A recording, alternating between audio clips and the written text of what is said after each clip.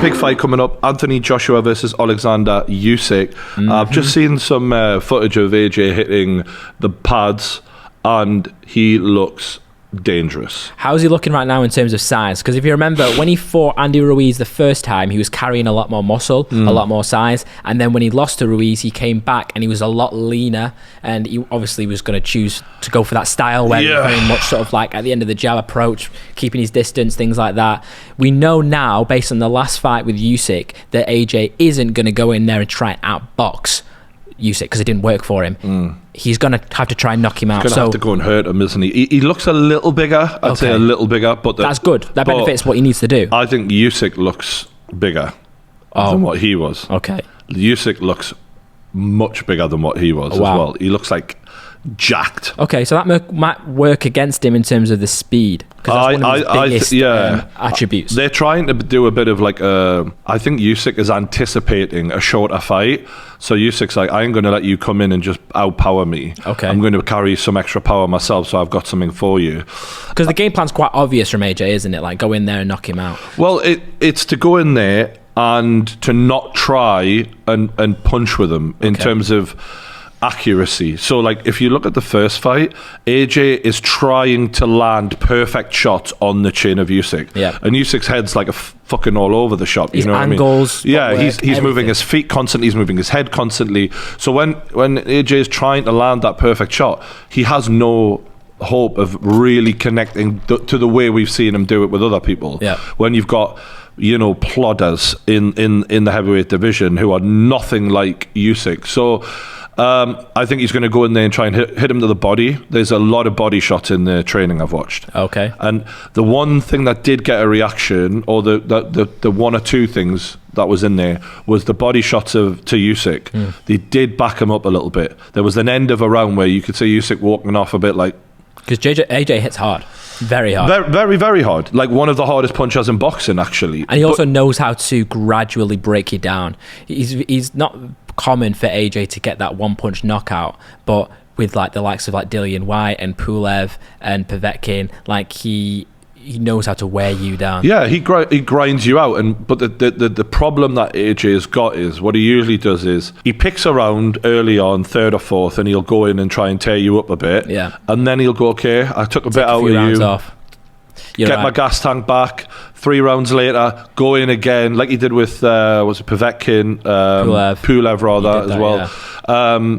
He did that with Pulev especially. There was that heavy onslaught. Then he took the 4 rounds off. Then he belted him at the end. Because he was there for the taking in the absolutely rounds. Absolutely. But you can't do that against Usyk because you can't give rounds up against Usyk. And he realised that when he lost his belts last time. Absolutely. Because basically, for those who didn't see the fight, Usyk came in and stole the first 4 rounds.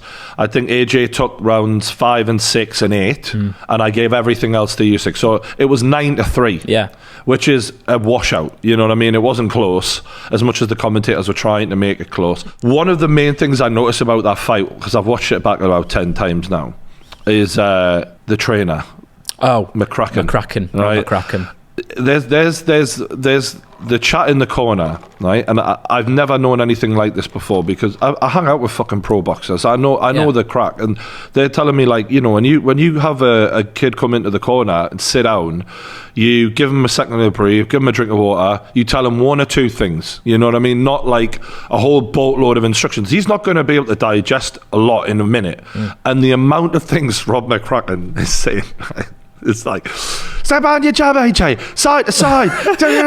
Like you could see the panic within Rob McCracken through the amount of he's like telling him how to like drive a car. You know what I mean? God. He's doing everything for him in his head, and you can't do that. You can't program AJ. Like in the fight, it needs to be similar to what John Kavanagh said when he came on the podcast. Like all that has been sort of like drilled in already to the fighter. It's just a little like 1-2. Like I'll have a 1 positive, 1 negative. That's it. You can't go do this, do that, because it's going to overwhelm AJ. And when you're dealing with someone like Usyk, you've got to make sure that you are completely focused. And I think the thing with AJ was you have to give AJ that confidence and that inner belief within him. Like you have to help him with that. That's the thing that he, in my opinion, lacks the most as a fighter. I look at him, I think you have everything.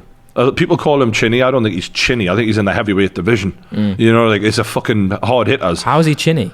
Well, people have seen his legs stiffen up from taking shots from Ruiz and Klitschko, but realistically... Well, it was that one instance, really. Oh, I guess, yeah, with the Klitschko, potentially. But and Dillian Whyte sort of caught him as well. But the point I'm making is, you know, you have 20-odd fights in the heavyweight division. You kind of have moments where you've got to hang on. Fury's been dropped multiple times. He's never been knocked out cold.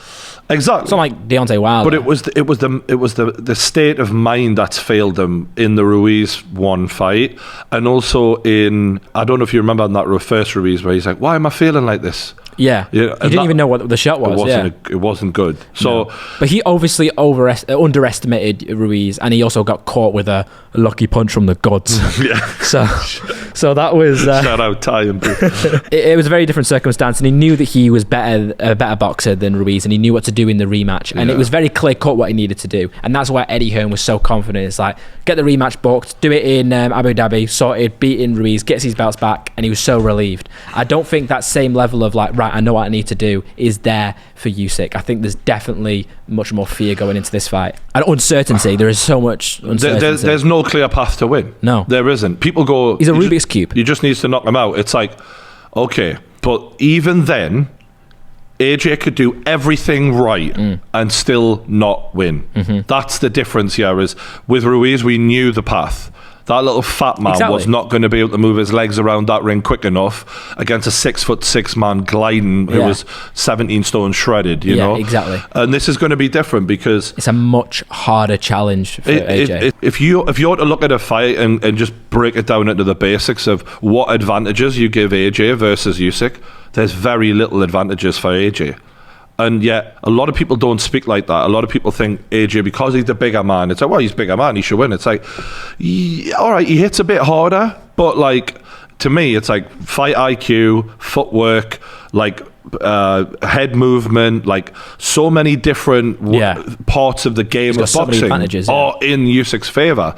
And I also think one of the main things is AJ is normally the better athlete.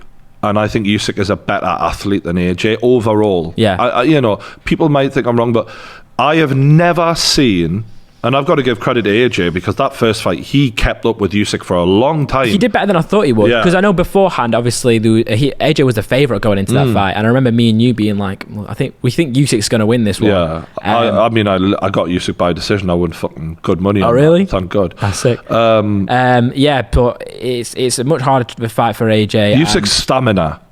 I've never seen a heavyweight do that. That pace, and one thing the commentators said, which sort of blew me away, was like he does 4-minute rounds with half a minute rest on his training camp. So like he is used to an intense pace, and so to try and keep up with him, I just think was a mistake. Because AJ, what you notice he starts doing halfway through the fight, he starts like peppering him, but like that's not what you do as a big man. You want to nail him with a jab. Yeah. You want to throw one jab that's very hard, not three where you're like, you know, when you're pulling. Yeah. It's not. No, you can't do that. You're not going to take enough out of Usyk in order to win a fight by doing that. He needs to throw. Hell for leather. He needs to just go in there and just try and knock him out. Less often than what he was, but with much worse intentions. Exactly. And to the body especially, because when someone's moving that much, you got to hit what's not moving as much, which is the core, the centre. He has to be perfect. That'll hurt the gas tank and break him down, but... Because against Ruiz too, he had to play it safe. He cannot play it safe this time, and that's where the risk comes in. That's part of the problem, is the jig is up a little bit. For a genius like Usyk, he knows that there is a point in this fight where AJ can't go in there and wait for the knockout to happen. Yeah. He has to force the issue. Mm-hmm. So it's kind of like Usyk's going in there going, at some point you're going to come for me, and when you do, I'm going to know that that's what you're initiating, and I'm going to have the answers ready. Of course. And I do think that the weight gain from Usyk, he's planning something, and with Usyk being the southpaw who throws very unorthodox, like there was a moment where he threw 2 left hooks like back to back,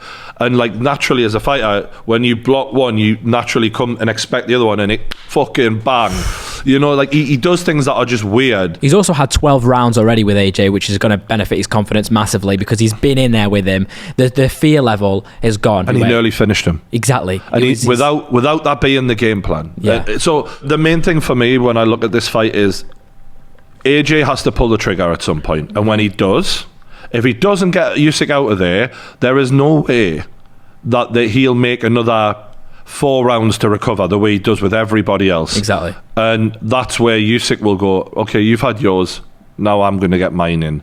And I just think the pace that Usyk puts on any fighter who is of that size, it's weird because he was able to take away like a 4-inch reach advantage and out-jab the bigger man. It's crazy. Because of that lateral movement. So, unfortunately, I don't see AJ winning.